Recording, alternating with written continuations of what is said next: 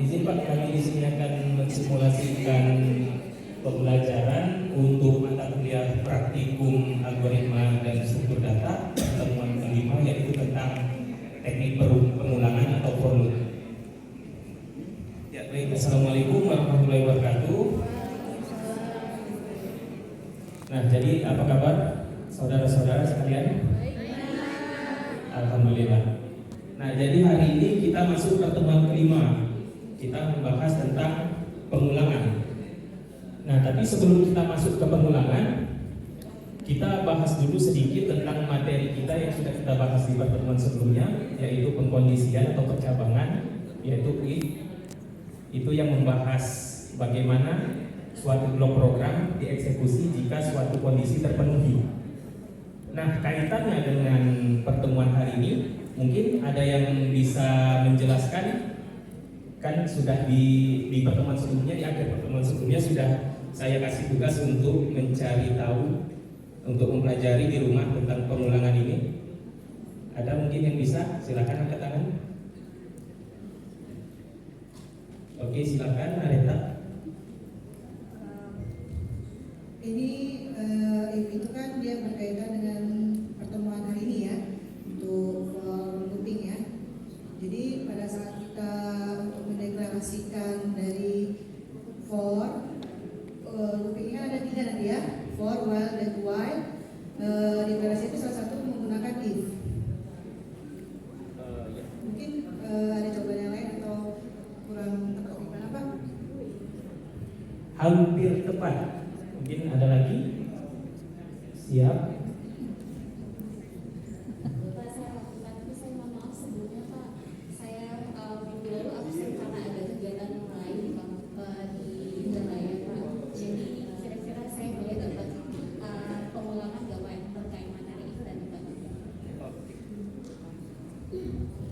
Ya, jadi untuk yang pertemuan sebelumnya belum hadir, nanti ikuti saja ini. Nanti waktu penerapan konsep if tadi akan kami jelaskan juga di sini. Ada, dia terkait dengan pertemuan sebelumnya.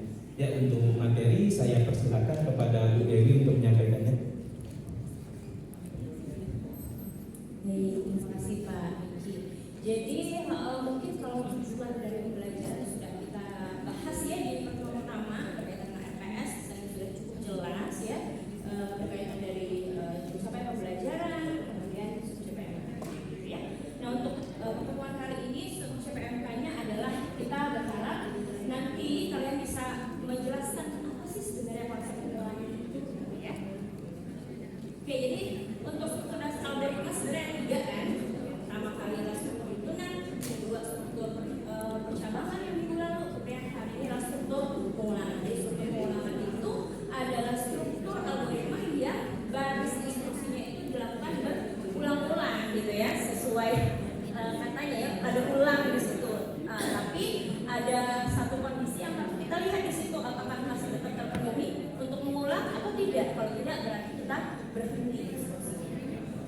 Tadi sudah sempat disampaikan oleh rekan kita ya, Kareta, bahwasanya struktur pengulangan itu ada 3, benar tuh. Ada for loop, ada while loop, dan while loop. Nah, dan ketiga ini sebenarnya dibagi menjadi 2.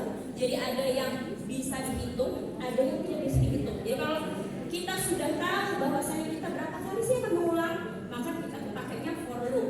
Jadi bisa dihitung nih berapa kali instruksinya sebelum kita melakukan pengulangan. Tapi kalau untuk while dan do while, kita cuma tahu kondisi berhentinya aja, kapan kita berhenti. Tapi kita nggak tahu berapa kali sih sebenarnya kita akan mengulang sebelum si pengulangannya berlangsung ya, dieksekusi. Oke, lanjut. Nah, coba nih, kita coba buka online GDB online compilernya, bisa di scan ya Pak. Ini Chrome Pak.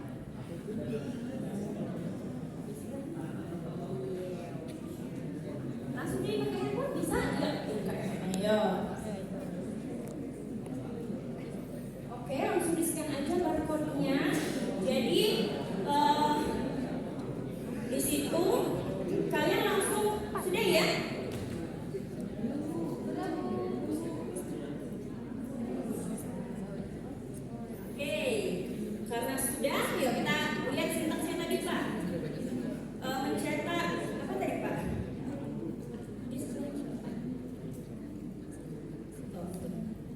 Oke, mencetak kalimat aku cinta kamu, ya kan?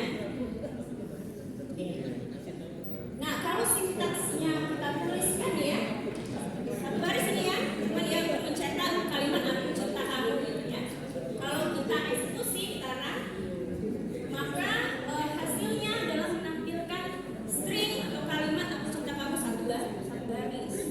Terus tiba-tiba si Narita merasa ragu gitu sama pacarnya gitu ya. Duh, aku pengen kamu tuh menyatakan cinta sebanyak 100 kali, 1000 kali gitu ya. Kira-kira apakah kita menuliskan baris programnya sampai 1000 kali? Gimana? Iya, nggak mungkin ya. Gimana? Jadinya tidak efektif kalau 1000 kali waktu. Kemudian waktu eksekusinya ya. Nah, maka untuk memecahkan kasus ini, coba lanjut slide-nya. Kasus.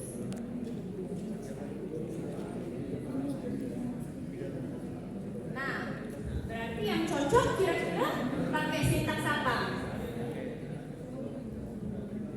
Apa? Ayo.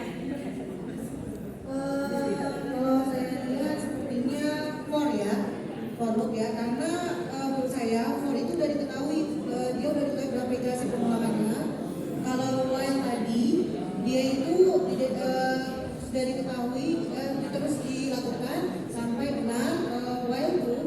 Kalau dia sudah benar satu kali, nanti tetap berikutnya dilanjutkan lagi untuk pengulangannya.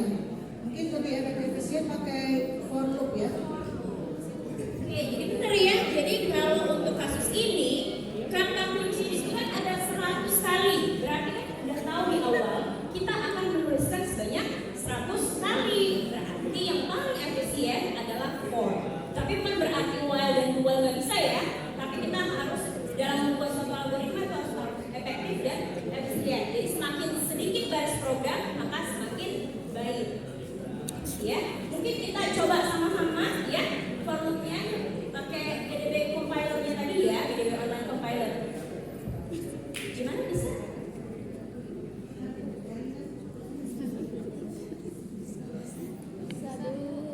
Saya ya.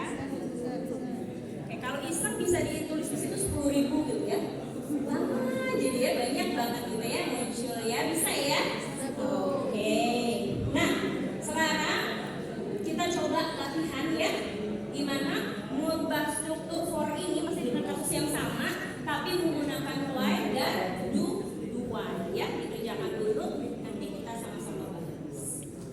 Mungkin cukup atau gimana Pak biar teman-teman yang lain bisa tampil? Ya, cukup saja kalau sudah cukup.